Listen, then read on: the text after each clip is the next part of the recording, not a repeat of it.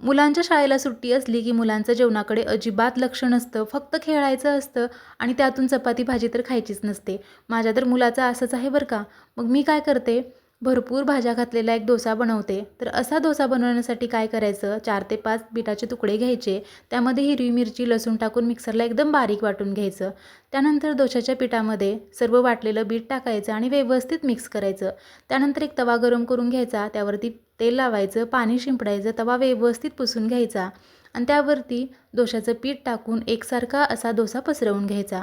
डोशाची वरची बाजू थोडीशी कोरडी झाली की त्यावरती 1 चमचा सॉस टाकायचा आणि व्यवस्थित असं पसरवून घ्यायचा.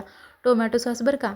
त्यानंतर भरपूर अशी बटाट्याची भाजी टाकायची, बारीक चिरलेला पत्ताकोबी टाकायचा, बारीक चिरलेला कांदा टाकायचा, बारीक चिरलेला टोमॅटो टाकायचा.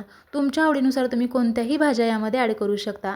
कोथिंबीर टाकायची, थोडासा सांबार मसाला टाकायचा, चवीनुसार मीठ टाकायचं आणि भरपूर असं चीज पसरवून घ्यायचं. आपण या सर्व भाज्या यावरती पसरवून घेईपर्यंत डोसा खालच्या बाजूने व्यवस्थित असा छान भाजला जातो.